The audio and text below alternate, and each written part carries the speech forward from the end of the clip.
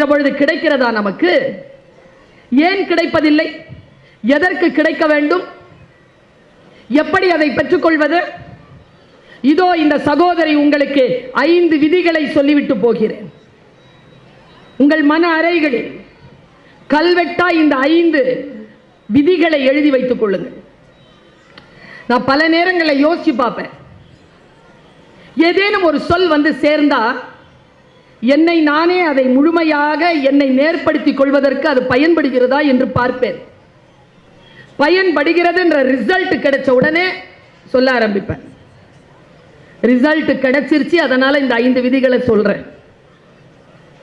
இந்த வயதில் தாழ்த்தப்பட்ட, பிற்படுத்தப்பட்ட, ஒதுக்கப்பட்ட ஒரு சமூகத்தில் பிறந்த நான் இன்றைக்கு உலகமெல்லாம் சுற்றி வரக்கூடிய ஒரு பேச்சாளராக, பல்கலைக்கழகத்திற்கு கீழே இயங்கக்கூடிய நீதிபதி பஷீர் அஹமத் சையத் மகளிர் கல்லூரி என்கின்ற SIT கல்லூரியில் 25 ஆண்டு காலம் பேராசிரியராக, ஒரு மிகப்பெரிய ஒரு இலக்கியத்தை ஆய்வு செய்த காரணத்தினால் முனைவர் பட்டம் பெற்றவளாக, 31 நாடுகளுக்கு மேல் பயணம் செய்யக்கூடிய ஒரு பயணியாக நிற்கிறேன் என்று சொன்னால் சில வார்த்தைகளின் ரகசியங்களை புரிந்து கொண்டிருக்கிறேன். அதை உங்களுக்கு கடத்துவதற்காக வந்திருக்கிறேன். ஒரே ரகசியம் என்ன தெரியுமா? என்னாலே முடிகிறது என்றால் உங்களால் ஏன் முடியாது? இவ்வளவுதான். என்னுடைய ட்விட்டர் பக்கத்தை எடுத்து பாருங்க, என்னுடைய இன்ஸ்டாவை எடுத்து பாருங்க. நான் சொல்லியிருக்கிற வார்த்தையே அதுதான். இந்த வார்த்தை தான் பர்வீன் சுல்தானா. அதன் அடிப்படையில் தான் இந்த 5 விதிகளை சொல்லுகிறேன். ஏன், எதற்கு, எப்படி என்று கேட்காமல் வாழ்க்கையில் ஒருபோதும் நம்மால் அமைதியாகவும் நிறைவாகவும் வாழ்ந்துவிட முடியாது. அடிமையாகத்தான் வாழ முடியும். எனக்கு அடிமையாக வாழ்வதில் உடன்பாடு கிடையாது. சுதந்திரத்தை நேசிப்பவள் நான். அதனால் இதை சொல்லிவிட்டு போகிறேன். மிக சூட்சுமமாக இதை நான் சொல்லுகிறேன். அடிப்படையில் சில வார்த்தைகளுக்கான தெளிவு பிறக்கின்ற பொழுதுதான், அதன் ஆழத்தில், அர்த்தத்தின் ஆழத்தில் சென்று அதை கை கொள்ளுகின்ற பொழுதுதான் ஞானத்தினுடைய கதவு திறந்து கொள்கிறது. மிக சாதாரணமான ஒரு சூழலில் பிறந்த என்னால் இப்படியெல்லாம் வர முடிகிறது என்றால் இதுதான் நான் சொல்லுகின்ற, உலகத்திற்கு நான் தருகின்ற 3 வாசகங்கள். என்னுடைய இன்ஸ்டாகிராம் பக்கத்தில் கூட அதுதான் இருக்கும். உன்னால் முடியாது என்று சொல்லுவதனை இந்த உலகத்தில் யாரோ ஒருவன் செய்து கொண்டுதான் இருக்கிறான். உன்னால் முடியாது என்றால் யாராலும் முடியாது, யாராலும் முடியாது என்றால் உன்னால் மட்டுமே முடியும். இதைத்தான் நான் எழுதி வைத்திருக்கிறேன். உண்மையில் நீங்கள் உணர்ந்து கொள்ள வேண்டும் என்றால் இந்த 5 விதிகளை மனதில் கல்வெட்டாக எழுதி கொள்ளுங்கள். 1, இந்த பிரபஞ்சத்தில் நாம் எதை செய்தாலும் அது நமக்கே திரும்பி வரும். முதல் விதி. நீங்கள் செய்த பிழையை நீங்கள் மறக்கலாம், பிழைகள் உங்களை மறப்பதே இல்லை, திரும்பி வந்து சேரும். நன்மையும் அப்படித்தான். எதுவுமே நீ தந்தா அது திருப்பி வரும். நான் எப்பொழுதும் சொல்லுகின்ற ஃபேமஸான வாசகம் உங்களுக்கு தெரியும். நீ எதை தேடிக்கொண்டிருக்கிறாயோ அது உன்னை தேடிக்கொண்டிருக்கிறது. இந்த மாதிரி சின்ன பசங்கிட்ட சொல்லிட்டேன். ஒரு காலேஜில் எழுந்து கத்துறான் ஒருத்தன், நிஜமாவா மேடம்? நான் எதை தேடிக்கொண்டிருக்கிறேனோ அதுவும் என்னை தேடிக்கிறதா மேடம்? டேய், நான் சொல்ல வந்தது வேறடா டேய். அதனால்தான் பிரார்த்திக்கிறேன். நீர்த்துளிதான் வருகிறது, ஆனால் அது முத்தாக மாற வேண்டும் என்றால் நாம் கவனமாக இருக்க வேண்டும். நாம் புரிந்து கொள்ளவில்லை என்றால் நீராக அது கடந்து போய்விடும், முத்தாக மாறாது. நான் சொல்ல வந்ததைத்தான் இந்த முதல் விதியில் சொல்லுகிறேன். நீ எதை இந்த பிரபஞ்சத்திற்கு தருகிறாயோ அது உனக்கு திருப்பி வரும். முதல் விதி.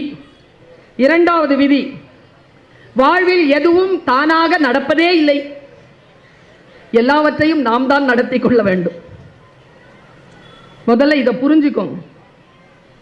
போன வாட்டி உங்களோட பேசணுங்கிறதுனால என் பையன் சொன்னான், என்னம்மா ரொம்ப பிஸியா இருக்கிற? ஆமாப்பா, நல்லா பேசுற வரைக்கும் இந்த சமூகம் என்னை விடாது போல இருக்கு. அப்படியே என்ன பார்த்தான், வக்கீல். அதான் சொல்ற, ஒரு வாட்டியாவது நல்லா பேசிருன்ட்டு.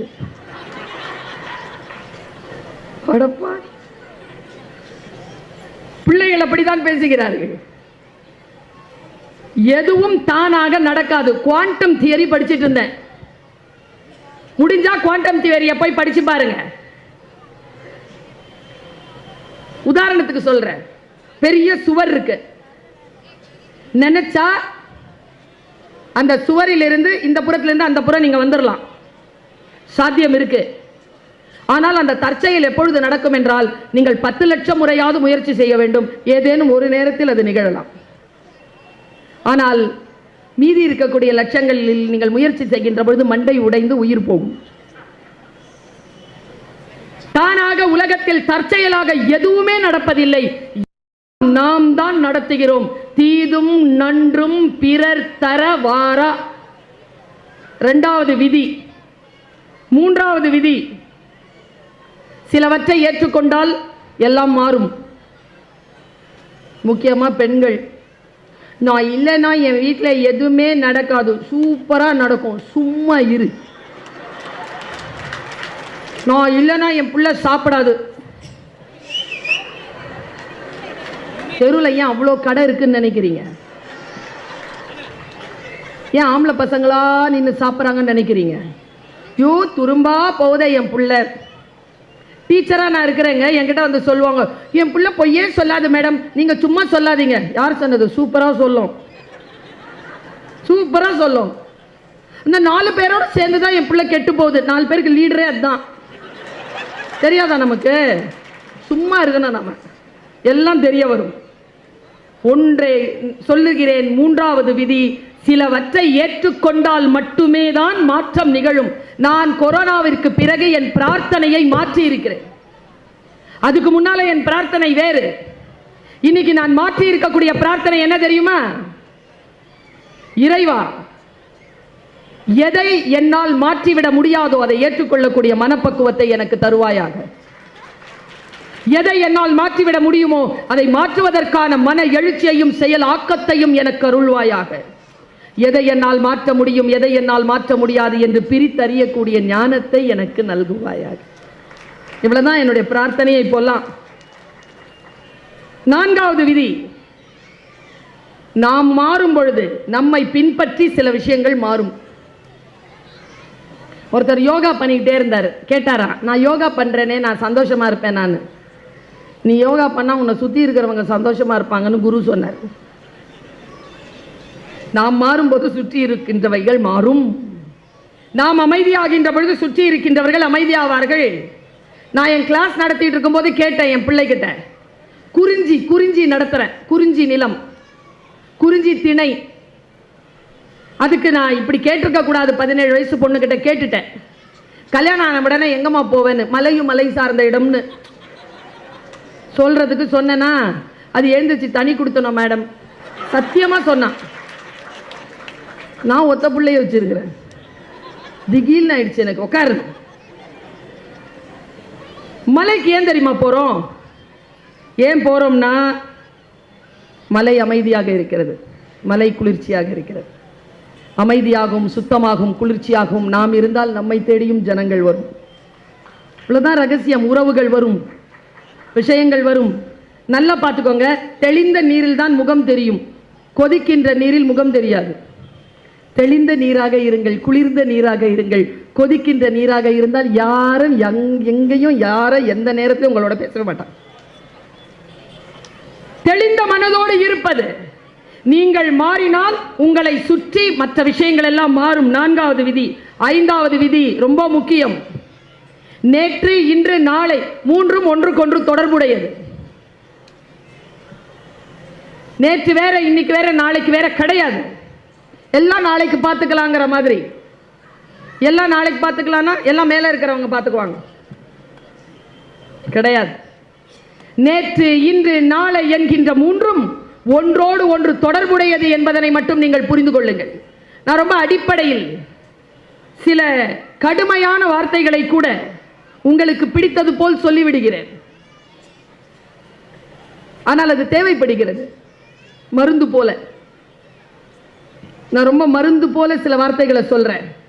உங்கள் வாழ்க்கையில் நீங்கள் தேடிக்கொண்டிருக்கக்கூடிய ஏன், எதற்கு, எப்படி, உறுதியா இருங்க, தெளிவா இருங்க. யாரையும் பார்த்து வியக்காதீர்கள், புரிந்து கொள்ளுங்கள். எல்லாவற்றையும் புரிந்து கொள்ளுங்கள். அமைதியாக இருங்கள். கிளைம், கேளுங்கள். கேட்கின்ற பொழுது கொடுக்கப்படும். அது மரியாதை என்றாலும் கூட, அன்பு என்றாலும் கூட, வாய்ப்புகள் என்றாலும் கூட, கேளுங்கள், தட்டுங்கள், திறக்கப்படும். சாதாரண வார்த்தைகள் இல்லை இதெல்லாம். பல நேரங்களில் நாம் இதையெல்லாம் செய்வதே கிடையாது. உங்கள் மனதிலே பன்னெடும் காலமாக தோண்டிக் கொண்டிருக்கக்கூடிய, உங்களை போட்டு தோண்டக்கூடிய பல கேள்விகளுக்கான பதில் இதோ நான் பேசுகின்ற விஷயத்தில் வந்து சேரலாம்.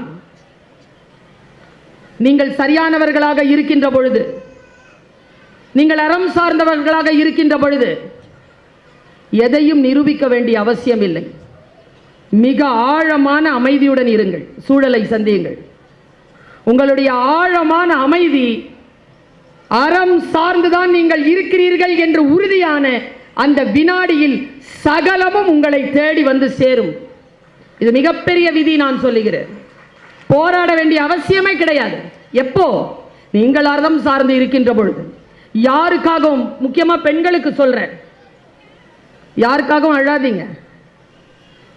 அன்பு,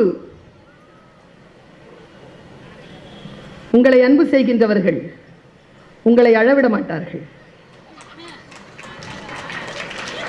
உங்களை அழ வைப்பவர்களாக அவர்கள் இருந்தால் அவர்களுக்காக அழ வேண்டிய அவசியம் உங்களுக்கு கிடையாது. சிம்பிள். அழாதீர்கள், புரிந்து கொள்ளுங்கள், சைலண்டா இருங்க. இன்னொரு ரொம்ப முக்கியமான விஷயம் சொல்றேன். நம்பிக்கை உடஞ்சிருச்சுன்னு வச்சுக்கோங்க, 1000 சாரி சொன்னாலும் குப்பையில தான். நம்பிக்கை உடைந்தால் உங்களுடைய மன்னிப்பு ஒருபோதும் ஏற்றுக்கொள்ளப்பட மாட்டாது. நம்பிக்கையுடன் இருங்கள். முக்கியமாக பெற்றோர்களுக்கு சொல்லுகிறேன், பெற்றோர்களே குழந்தைகளிடத்தில் நம்பிக்கைக்குரியவர்களாக நடந்து கொள்ளுங்கள். ரொம்ப முக்கியம் நான் சொல்றது. வாக்குறுதி தராதீர்கள், தந்தீர்கள் என்றால் அதை நீங்கள் நிறைவேற்றுங்கள். நான் கற்றுத்தருகிறேன், தரவே தராதீர்கள். தந்தால் நிறைவேற்றி விடுங்கள். இந்த சின்ன பாப்பா பார்க்குது, இவ்வளவு நேரம் நல்லா தானே பேசிட்டு இருந்தேன், எதிரா பேசுற? நான் உலகம் முழுக்க சொல்ற ஒரு ரகசியத்தை சொல்றேன். இப்போ இருக்கிற ஜெனரேஷன், இதோ உட்கார்ந்து இருக்கிறோம்ல, நம்மெல்லாம் யார் தெரியுமா? இந்த குட்டீஸ் எல்லாம் விட்டுடுங்க. ஓரளவுக்கு 25-30 வயசு கடந்து இருக்கிறீங்கல்ல, நீங்க நான்லாம் யார் தெரியுமா? பெரியவங்க பேச்ச கேட்ட கடைசி தலைமுறை.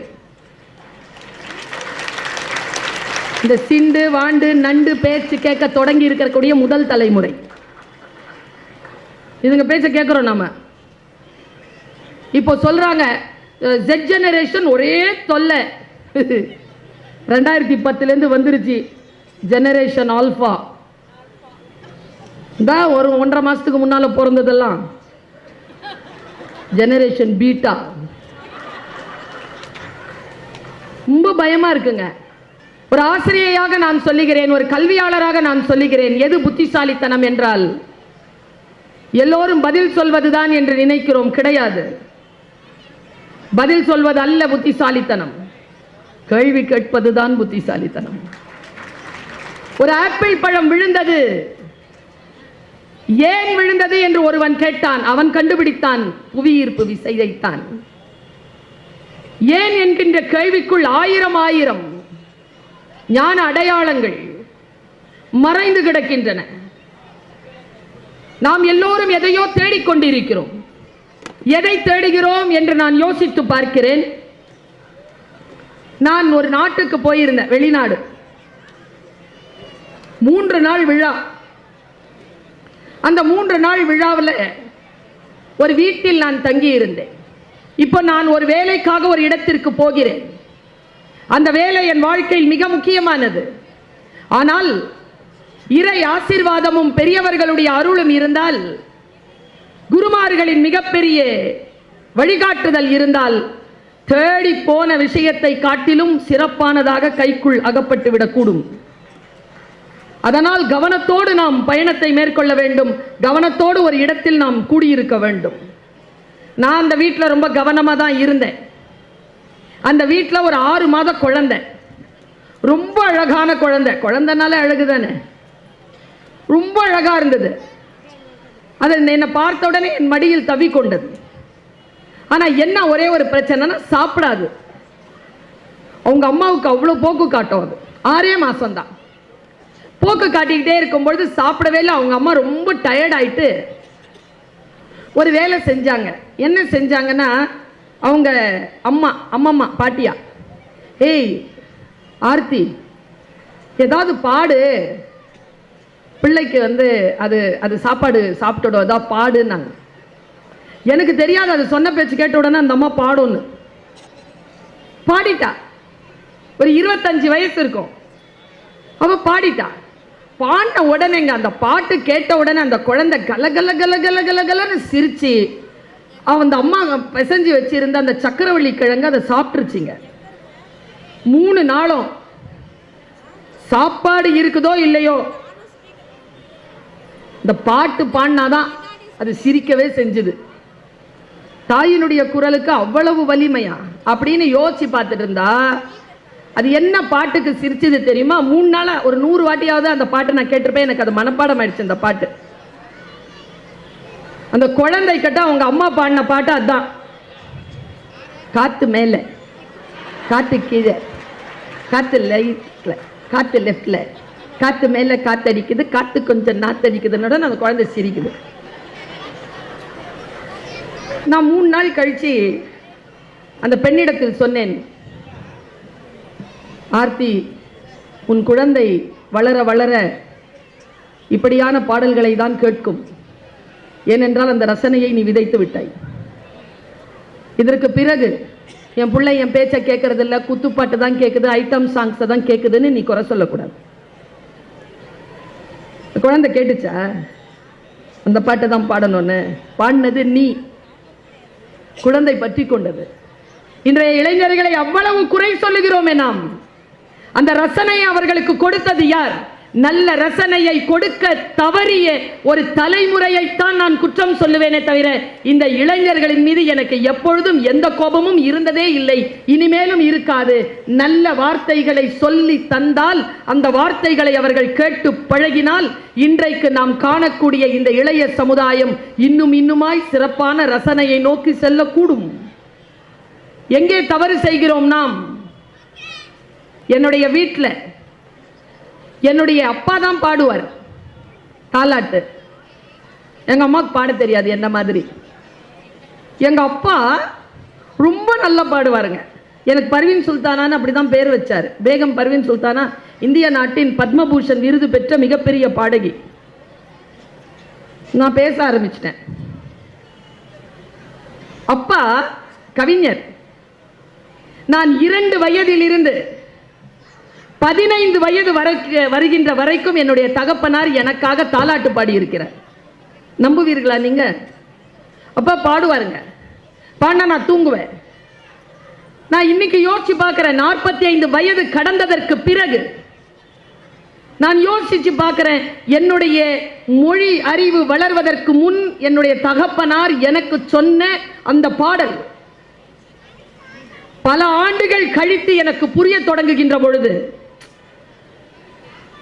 என் காலில் இருந்து நிலம் நகர்கிறது, அதிலிருந்து ஞான ஊற்று எனக்கு பெருக்கெடுத்து கிடைத்து கொண்டிருக்கிறது.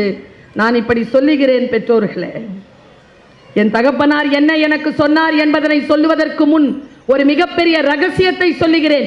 ஏன் ஏன் ஏன் என்று நீங்கள் கேட்டுக்கொண்டிருக்கிறீர்களே, அந்த ஏன் என்கின்ற கேள்விக்கு பதில் நான் இப்பொழுது சொல்லுகிறேன். நம்முடைய பிள்ளை நம் பேச்சை கேட்டு வளர்வதே இல்லை. எவ்வளவு நல்லது சொல்லுங்க. நாம கேட்டோமா? நம்ம பிள்ளை கேட்கலன்னு சொல்றோம். நாமளும் கேட்கல, நம்ம பிள்ளையும் கேட்கல. அப்படி விட்டுற முடியுமா?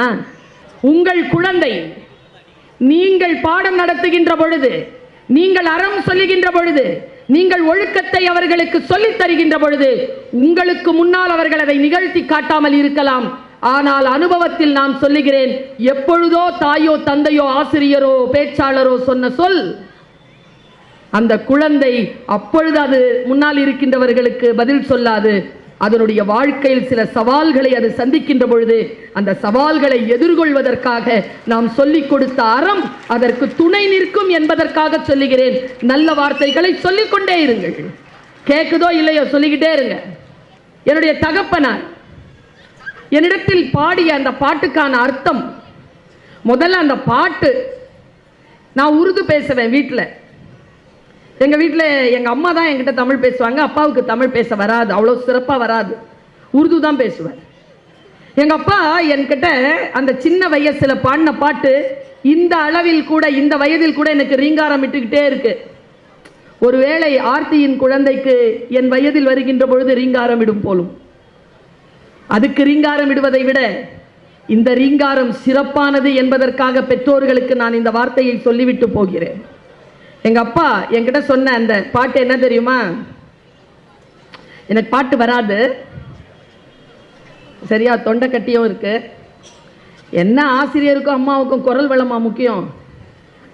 பிள்ளைக்கும் மாணவருக்கும் பேச்சை கேட்கின்ற பேரன்பு படைத்தவர்களுக்கும் நல்ல மனம் இருந்தால் போதும், அவ்வளவுதான்.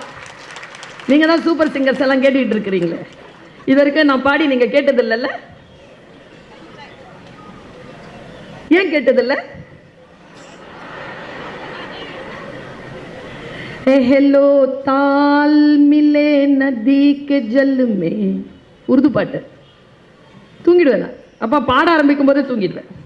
என் பிள்ளை நான் பேச ஆரம்பிக்கும் போது தூங்குறேன். हेलो ताल मिले नदी के जल में, नदी मिले सागर में, सागर मिले कौन से जल में, कोई जाने ना एहलो ताल मिले नदी के जल में, सूरज को धरती तर से, धरती को चंद्रमा, धरती को चंद्रमा, पानी में सीप जैसी प्यासी हर आत्मा, प्यासी हर आत्मा, बूंद छुपे किस बादल में, कोई जाने ना हेलो ताल मिले नदी के जल में. அப்பா பாடிக்கிட்டே இருப்பார், நாங்க தூங்கிடுவோம். என்ன அர்த்தம் தெரியுமா? அர்த்தம் சொன்னேன்னு வச்சுக்கங்க, தாளத்தோடு நதி சேருகிறது, நதியோ கடலை சேருகிறது. கடல் எங்கே சேருகிறது யாருக்கு தெரியும்? பூமியோ சூரியனுக்கு தவிக்கிறது, சந்திரனோ பூமிக்கு தவிக்கிறது. கடலின் ஆழத்தில் இருக்கக்கூடிய சிப்பி ஆத்துமாக்களை போல தாகத்தோடு தவித்து வாய் திறந்து கிடக்கிறது. அந்த சிப்பியின் தாகத்தை தீர்க்கக்கூடிய துளி அந்த வானத்தில் இருக்கும் மேகத்தில் எங்கே மறைந்திருக்கிறது? இதுதான் பாட்டின் அர்த்தம். நான் யோசிச்சு பார்க்கிறேன், நீங்கள் எல்லோரும் நான் உட்பட கடலின் ஆழத்தில் வாய் திறந்து தகித்து கிடக்கக்கூடிய சிப்பிகள் தான். நம் தாகத்தை தீர்க்கக்கூடிய அந்த துளி அந்த கடலில் இல்லவே இல்லை. நம்மை சுற்றி நீர் இருந்தாலும் அந்த நீர் நமக்கு தாகத்தை தீர்ப்பதற்கான துளியை தருவதே இல்லை. அது வானத்தில் எங்கோ மறைந்திருக்கிறது. நீங்கள் தாகத்தோடு இருக்கிறீர்கள், இறை அருள் கிடைத்தால், இயற்கையின் பேராற்றல் வாய்த்தால் அந்த துளி வந்து சேரும். வந்து சேர்ந்த அந்த சரியான நேரத்தில் நீங்கள் வாங்கி பிடித்துக் கொண்டீர்கள் என்றால் அந்த நீர்த்துளி முத்தாக மாறும் என்பதைத்தான் அப்பா எப்பொழுதோ எனக்கு தாலாட்டில் சொல்லிவிட்டு போனார்.